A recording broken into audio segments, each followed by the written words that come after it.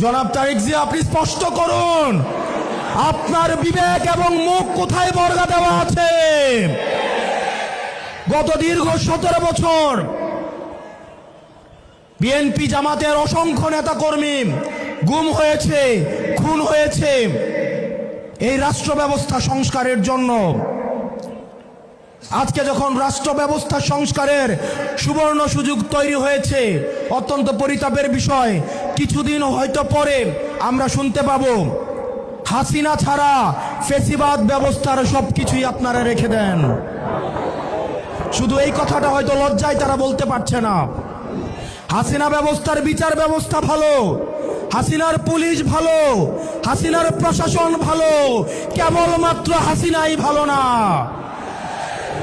আজকে আপনারা হাসিনার সবকিছুকেই টিকিয়ে রাখতে চাচ্ছেন। এই তরুণ প্রজন্মের কাঠগড়ায় আপনাদেরকে দাঁড়াতে হবে।